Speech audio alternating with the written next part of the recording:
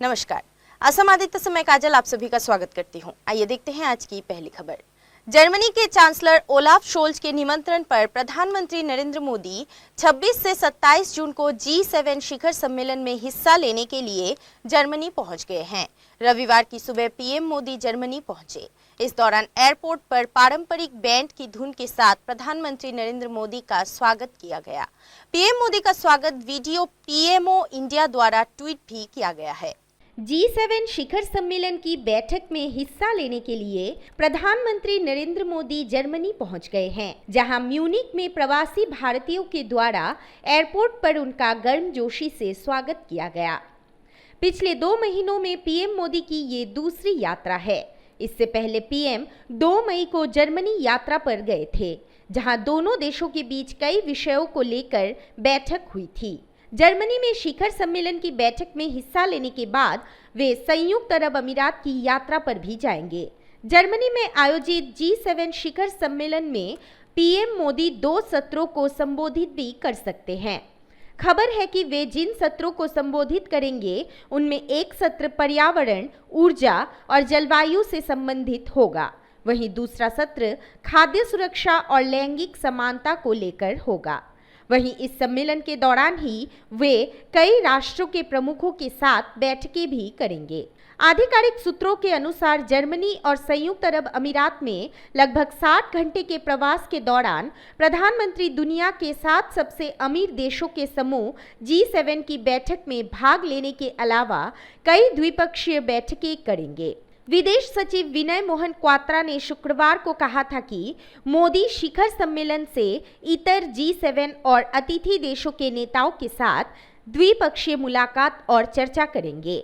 G7 शिखर सम्मेलन के दौरान यूक्रेन संघर्ष, हिंद प्रशांत क्षेत्र की स्थिति, खाद्य एवं ऊर्जा सुरक्षा, जलवायु सहित महत्वपूर्ण वैश्विक चुनौतियों पर चर्चा होगी। विदेश सचिव विनय क्वात्रा ने शुक्रवार को संवाददाताओं को ये जानकारी दी थी।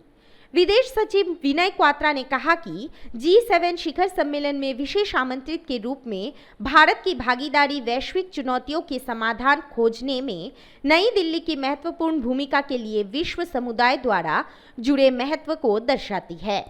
News desk report, Assam Aditya.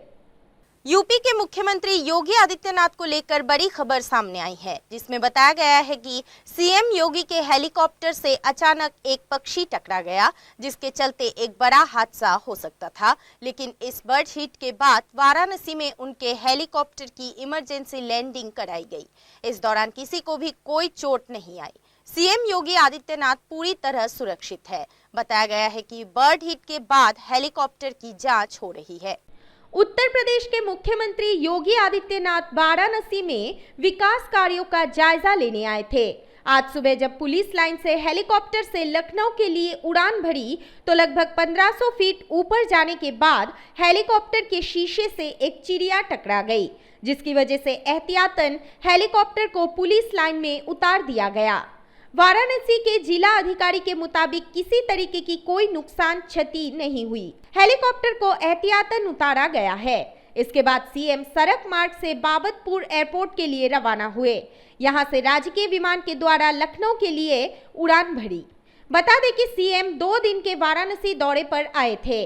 प्रधानमंत्री मोदी के जुलाई में वाराणसी दौरे के पहले मुख्यमंत्री योगी आदित्यनाथ वाराणसी में विकास कार्यों की समीक्षा और निरीक्षण के लिए 2 दिन के वाराणसी दौरे पर थे। शनिवार शाम को विकास कार्यों की समीक्षा और निरीक्षण करने के बाद सीएम को रविवार सुबह पुलिस लाइन से हेलीकॉप्टर के जरिए लखनऊ रवाना होना था। निर्धारित समय पर मुख्यमंत्री सर्किट हाउस से पुलिस लाइन के लिए निकले। सुबह 9:12 पर चॉपर ने हेलीकॉप्टर पर उड़ान भरी। 5 मिनट बाद 9:17 पर हेलीकॉप्टर की आपात लैंडिंग कराई गई। जिला अधिकारी कौशल राज शर्मा ने बताया कि बर्ड हिटिंग की घटना के कारण आपात लैंडिंग कराई गई है। News desk report, Assam Aditya. अब बढ़ते हैं अगली खबर की ओर।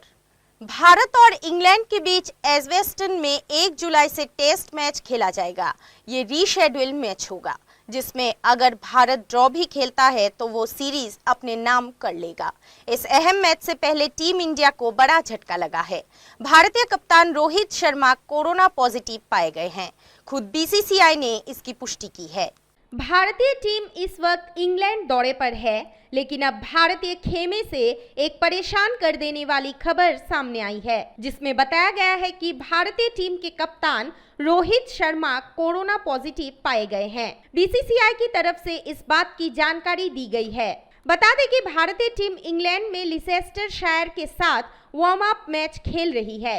भारतीय टीम की तरफ से रोहित शर्मा के हाथ में इस अभ्यास मैच की कमान थी। 2 दिन तक वो टीम में शामिल थे, लेकिन तीसरे दिन वो मैदान पर नहीं उतरे, जिसके बाद से ही उन्हें लेकर तमाम तरह की अटकलें लगाई जा रही थी।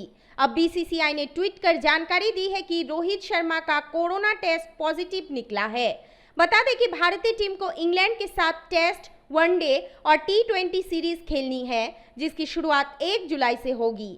सबसे पहले टेस्ट मैच खेला जाना है, लेकिन इस अहम मुकाबले से पहले कप्तान का कोरोना पॉजिटिव पाया जाना टीम इंडिया के लिए एक बड़ा झटका साबित हो सकता है। बीसीसीआई की तरफ से किए गए ट्वीट में बताया गया है कि भारतीय टीम के कप्तान रोहित शर्मा का रैपिड एंटीजन टेस्ट कराया गया था, जिसके बाद रोहित पॉजिटिव पाए गए हैं। वो फिलहाल होटल के कमरे में ही आइसोलेशन में हैं और बीसीसीआई की मेडिकल टीम उनकी निगरानी कर रही है। हालांकि रोहित में कोरोना के कई गंभीर लक्षण नहीं हैं, उनकी तबीयत सामान्य है। बताया जा रहा है कि अगले कुछ दिनों में फिर से उनका कोरोना टेस्ट कराया जा सकता है, जिसके बाद अगर रिपोर्ट नेगेटिव आती है तो वो भारतीय टीम में शामिल होंगे। News desk report, Assam Aditya. अमेरिकी राष्ट्रपति जो बाइडेन ने शनिवार को दशकों में सबसे व्यापक बंदूक हिंसा विधेयक, जिसे द्विदलीय सुरक्षित समुदाय विधेयक भी कहा जा रहा है, उसके ऊपर हस्ताक्षर किए हैं। मीडिया रिपोर्ट्स के मुताबिक दशकों में ये पहला महत्वपूर्ण अमेरिकी बंदूक नियंत्रण कानून है।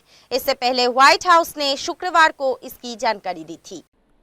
अमेरिका में गन फायरिंग की घटना पर लगाम लगाने के लिए जो बाइडेन प्रशासन अब सख्त दिख रहा है।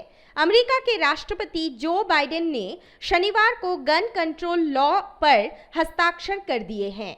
अमेरिका में बढ़ रहे शूटआउट की वारदातों के बाद इस कानून को लाने की पहल की गई। इस विधेयक के तहत कम उम्र के बंदूक खरीदने वाले लोगों की पूरी पृष्ठभूमि की कड़ी जांच की जाएगी।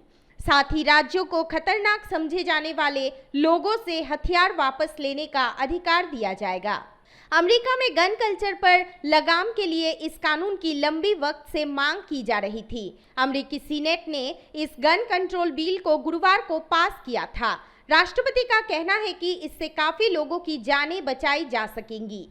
अमेरिकी राष्ट्रपति जो बाइडेन ने यूरोप के प्रमुख राजनयिक शिखर सम्मेलनों के लिए रवाना होने से पहले व्हाइट हाउस में कहा कि ये बिल वो सब कुछ नहीं करता जो मैं चाहता हूं, लेकिन इसमें उन कार्यों को शामिल किया गया है जिनके लिए मैंने लंबे समय से आह्वान किया है, जो कि जिंदगी बचाने के लिए जरूरी है। उन्होंने कहा कि अब लोगों की जान बचाई जाएंगी।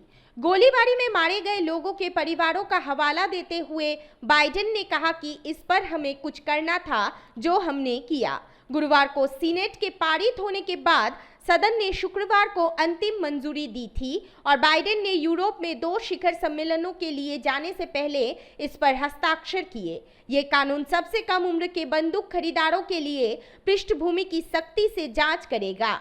साथ ही राज्य को खतरनाक समझे जाने वाले लोगों से हथियार वापस लेने का अधिकार दिया जाएगा।